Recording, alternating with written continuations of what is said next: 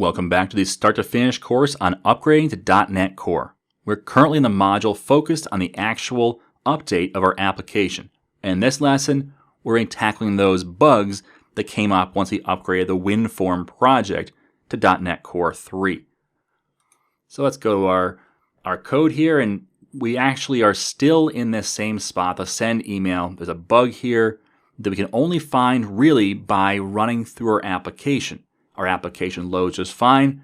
It's just that there's a runtime issue when we go to use this particular method. So we need to fix how SMTP client works. It can't pull from the system.net of our app.config file. So instead, we need to rework this code. And the first thing I'm going to do is actually not even in the email logic. So let's make sure this stays open and go back to our app.config. This is where that section was, but it's gone now. So we have all these settings we need to put somewhere in our code. In this case, I'm going to put them in my app settings. Now, again, this file is going to go away eventually, but for now, I just wanted to get working the way it was. So I need to add a few more keys and values. So add key equals SMTP server. That's one of the values, and the value equals 127.0.0.1, which, if you're not familiar, that is the local host or my machine. That's the IP address. It's the IP address for your machine when you're running on your machine. So add key equals SMTP username, and the value will be Tim. And we also need to add the key equals SMTP password. Now again, I'm storing this in clear text. We don't want to store it that way long term. We'll put it somewhere else, like in Azure Key Vault or something else encrypted. But for right now, this is fine.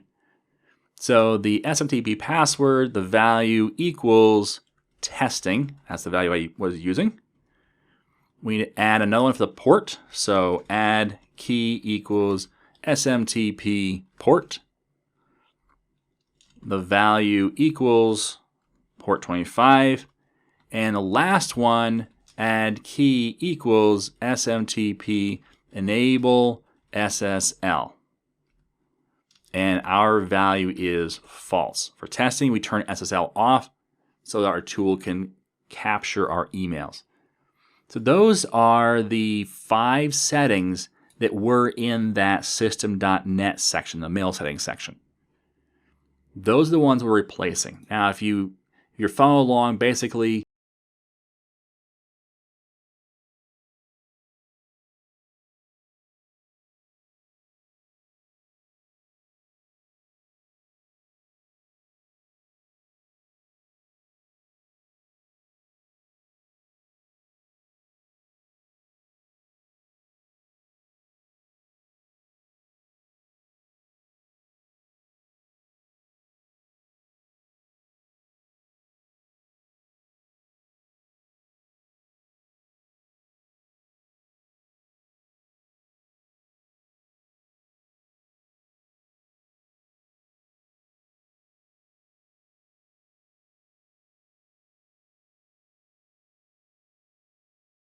the value's right in line here.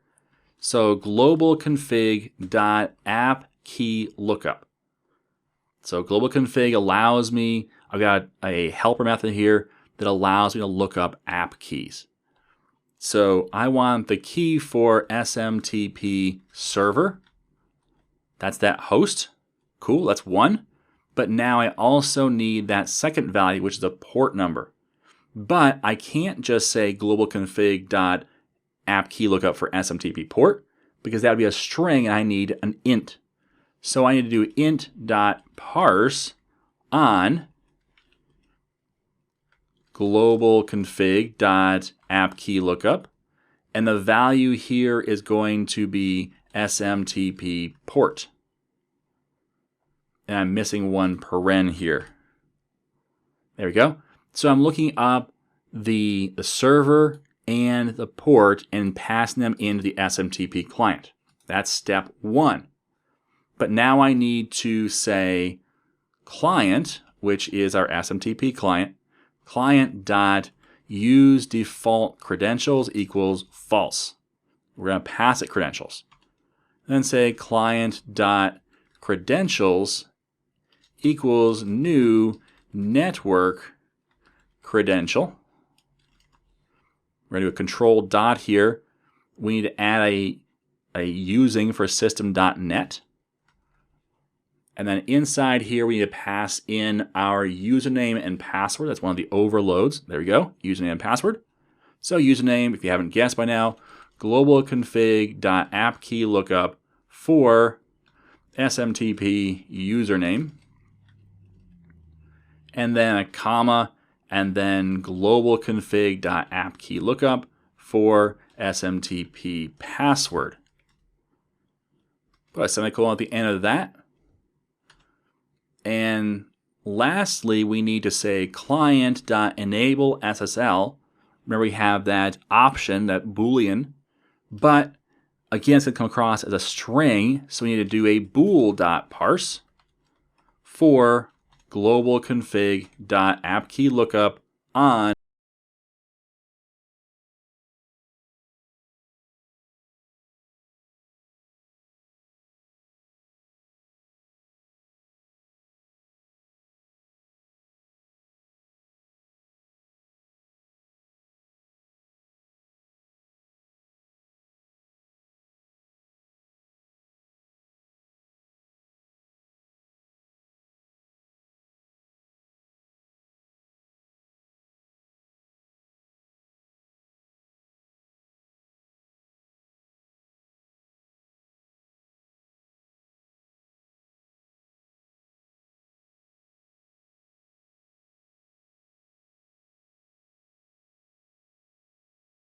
not yet.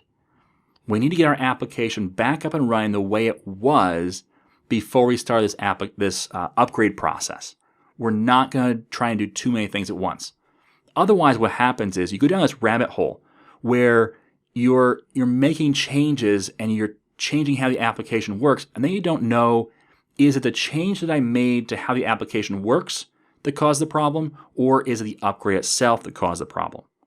We don't want that to be an issue. So we're going to do as little as possible to refactor our application right now. And instead, what we're going to do is we're going to do just enough to get it working again. So we have the issue of taking out the configuration for SMTP client. So this section puts it back in essentially the way it was. It's just that it used to do it for us and now we're doing it manually. That's basically the only difference. Now let's see if this works. So let's run our application again. I'm going to pull up the Papercut application, which is a free application I use to capture emails I send locally.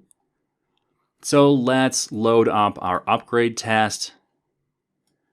And let's do this. Let's score this one. So we've got a refresh issue here we should probably deal with. But again, we're not refactoring right now. So Mary's team and Bob's team, I'm going to say that Mary wins by 5-0. Score that. And now notice we have an email that came in, a couple of them. You have a new matchup. Tim's team is the competitor. Have a great time. This went to Mary. This one went to Joe, and it said you have a new matchup, Mary's team. So now we have 2 new emails that came through because of our tournament being updated. So let's just minimize that. We don't need it anymore. We now know that our emails are working properly. We've fixed that. And I think that's all the issues we have inside here for our application. Again, I said it before, and you're probably going to get tired of hearing it, but I really wish we had unit testing. If we had unit testing, we'd find more issues that we're missing right now, probably.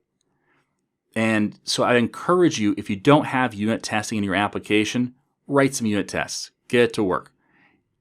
It would be really helpful for things like this, like a major refactor.